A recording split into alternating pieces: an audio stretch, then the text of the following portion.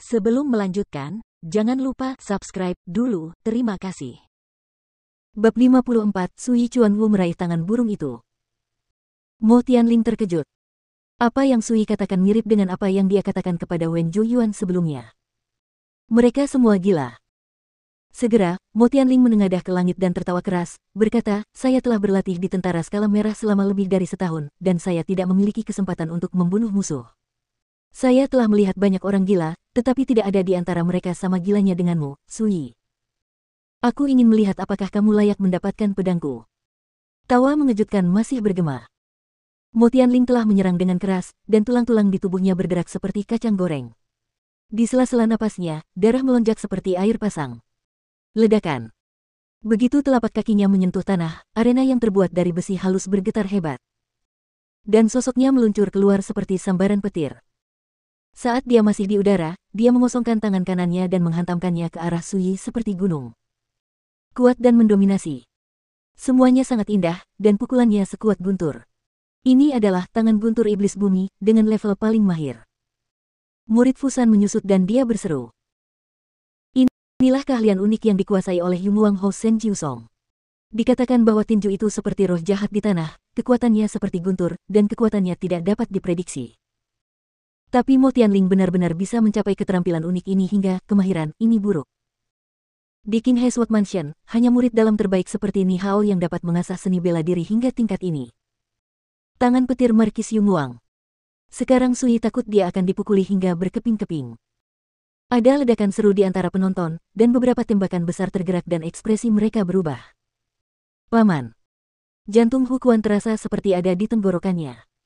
Yang lain merasa tegang. Momentum Mo Tianling terlalu menakutkan. Kegagalan Wen Zhuoyuan adalah pelajaran dari masa lalu. Tapi dia melihat Sui berdiri diam sampai Mo Tianling bergegas mendekat, lengan kanannya sedikit terangkat.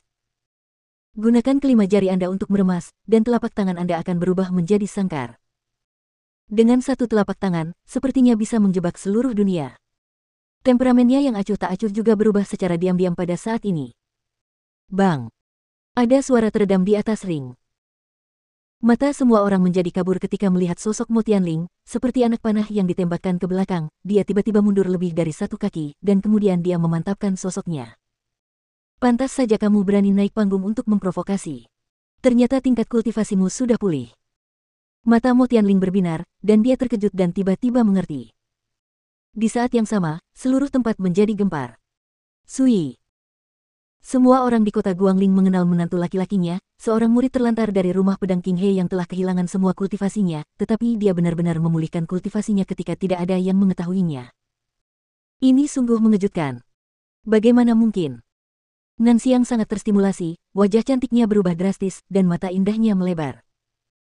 Saat itu, justru karena Sui telah kehilangan seluruh kultivasinya, dia akan mengkhianatinya tanpa ragu-ragu dan mencari jalan keluar lain. Tapi siapa yang bisa membayangkan bahwa Sui, yang diusir olehnya seperti sampah hanya dalam waktu 1 tahun, benar-benar memulihkan kultivasinya. Hal ini membuat mentalnya tidak seimbang dan tidak mampu mengendalikan diri. Ini benar-benar tidak terduga. Ni Hao juga terkejut, tapi dia relatif tenang. Ketika Sui berada di King He Sword Mansion, dia hanya berada pada level pemurnian tendon di alam darah. Ini. Wen Changqing, yang cemberut dan diam sejak awal perjamuan, mau tidak mau terlihat terkejut saat ini, wajahnya berubah. Sialan ini sangat tersembunyi. Wen Zhuoyuan, Wen Shaobei dan murid keluarga Wen lainnya juga memiliki ekspresi seolah-olah mereka melihat hantu, dan berdiri di sana dengan linglung. Hanya ada satu pemikiran di benak saya, kapan Sui memulihkan kultivasinya. Tak heran dia begitu sombong, ternyata dia telah mendapatkan kembali kultivasinya yang hilang. Mata Li Tianhan muram. Sepotong sampah tidak layak untuk dipamerkan. Namun lain halnya jika sampah menjadi pejuang dengan budidaya. Hal ini membuat Li Tianhan sedikit mengernyit, memikirkan tindakan yang akan dilakukan putranya Li Moyun malam ini, dan tetap diam. Anak ini benar-benar bisa menahan amarahnya. Zhou Huaiqiu menunjukkan ekspresi lega dan terkejut, hatinya berdebar-debar, dan dia tiba-tiba menyesali mengapa dia tidak pergi menemui Sui secara langsung setelah tiba di kota Guangling. Mungkinkah karena sikapnya yang agak jauh sehingga Sui tidak mau menyebutkan pemulihan kultivasinya kepadanya? Memikirkan hal ini, kegembiraan di hati Zhou Huaiqiu memudar, dan emosinya campur aduk. Ternyata tuan muda telah menjadi pejuang lagi. Hukuan sangat gembira. Di antara mereka yang hadir, hanya Fusan, Huang Yunchong, Ni Beihu, Ni Teng, dan Huang Ganjun yang relatif tenang. Karena mereka mengetahui hal ini sejak dini dan mengetahui lebih banyak daripada yang lain. Tempat itu mendidih karena kegembiraan, dan terjadi keributan di kota Guangling. Bahkan orang-orang di kota Loyun pun terkejut.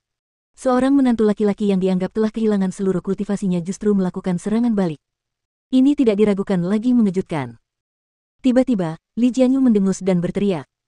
Jadi bagaimana jika tingkat kultivasinya telah pulih? Ketika dia menjadi pemimpin pedang dari sekte luar rumah pedang Qinghe, tingkat kultivasinya tidak sekuat Wen Zhuoyuan. Satu kalimat meredam banyak diskusi di venue dan membuat suasana cukup hening. Ya, Wen Zhuoyuan dikalahkan dengan satu pukulan, jadi bagaimana jika Sui pulih? Nanying bergumam pelan, dan suasana hatinya yang awalnya tidak terkendali akhirnya menjadi sangat tenang. Semua orang juga bereaksi, menekan emosi mereka dan melihat ke arah ring. Namun, saat menghadapi Sui yang telah memulihkan kultivasinya, mentalitas semua orang telah berubah secara diam-diam dan halus.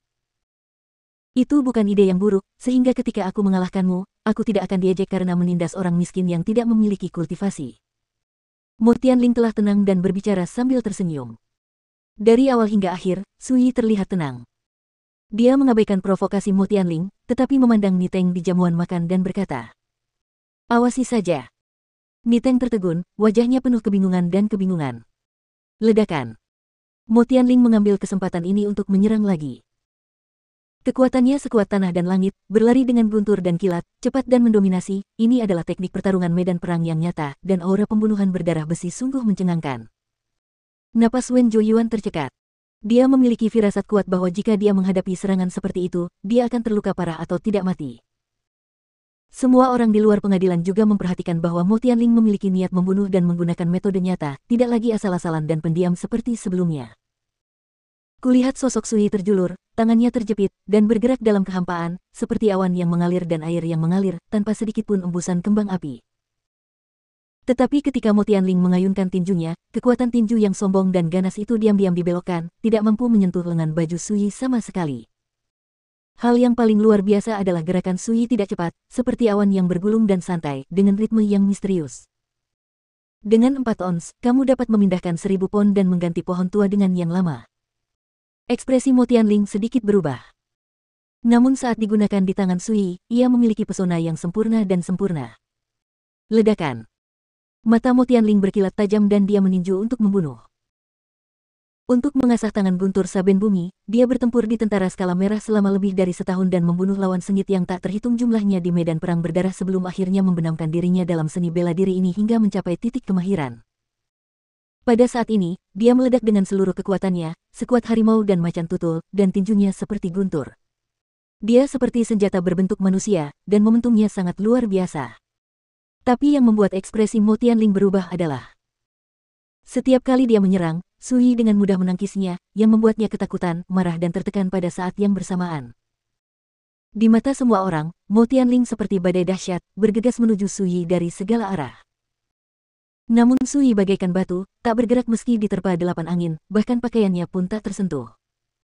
Adegan ini menarik perhatian seluruh penonton. Beberapa orang besar terkejut, dengan ekspresi tidak percaya di wajah mereka. Hanya ayah dan anak Ni Beihu dan Ni Teng yang paling bersemangat. Mereka melihat bahwa apa yang Sui lakukan saat ini adalah seni bela diri, tangan burung gereja, yang ayah dan anak mereka kuasai. Namun telapak tangan yang mereka gunakan untuk memegang burung itu seperti sangkar tak kasat mata, yang hanya bisa menghalangi burung untuk terbang. Ni Beihu telah tenggelam dalam seni bela diri ini selama bertahun-tahun. Ketika dia menyerang, dia dapat menjebak sekelompok burung yang tidak dapat melarikan diri dari area yang ditutupi oleh kekuatan telapak tangannya. Tetapi jika dibandingkan dengan Sui, dia menyadari bahwa dia benar-benar kalah dengan yang besar. Di tangan Sui, seni bela diri ini meledak dengan kekuatan yang tak terbayangkan. Ini seperti pertunjukan seni bela diri yang abadi. Perlakukan semua makhluk hidup seperti burung pipit dan rangkul langit dan bumi sebagai sangkar.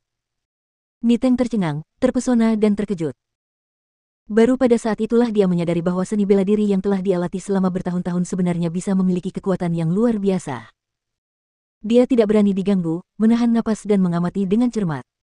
Putra Laoni akhirnya mendapatkan bantuan Tuan Su, yang jarang terjadi. Fusan menghela nafas secara diam-diam. Bagaimana mungkin dia tidak tahu bahwa Sui memanfaatkan duel ini untuk mengajari Niteng secara pribadi tentang rahasia memegang tangan burung. Ekspresi Huang Yuncong juga menjadi aneh, sama seperti ekspresi Fusan, dia mengetahui niat Sui. Ini disebut penciptaan. Pada saat yang sama, semua orang di ruangan itu dapat melihat bahwa Mo Tianling berada dalam situasi yang buruk. Di bawah tangan Sui, dia seperti binatang yang terperangkap. Setiap kali Sui menyerang dengan telapak tangannya, itu seperti lapisan sangkar tak terlihat yang menutupi sosoknya, tidak peduli seberapa keras dia berlari, dia tidak bisa melarikan diri. Adegan luar biasa itu menimbulkan seruan kaget yang tak terhitung jumlahnya dari penonton. Kebanyakan orang sebelumnya percaya bahwa meskipun Sui memulihkan kultivasinya, dia ditakdirkan untuk jauh dari tandingan orang ganas seperti Mo Tianling. Tapi sekarang, semua orang terguncang. Terutama orang-orang seperti Nan Ying, Ni Hao, Wen Zhuoyuan, dan Wen Xiaobei semuanya mengalami naik turun suasana hati, dan wajah mereka terus berubah, yang sungguh mengasyikkan. Karakter yang selama ini diremehkan, dihina, diabaikan, dan dipandang rendah oleh mereka kini menunjukkan kekuatan yang tidak dapat mereka bayangkan sejenak. Hancurkan. Di atas ring, Mo Tianling, yang wajahnya sangat suram dan serius, meraung keras, dan semua kekuatan di tubuhnya mengalir ke tangan kanannya seperti banjir, dan dia meninju dengan keras. Pukulan ini secepat kilat dan meraung seperti guntur, mengoyak udara dan dengan jelas menunjukkan kekuatan master tertinggi di alam pergerakan darah. Baiklah, izinkan saya menunjukkan kepada Anda apa itu seni bela diri yang sebenarnya. Sui menghela nafas pelan dan menekankan tangannya dengan ringan ke udara.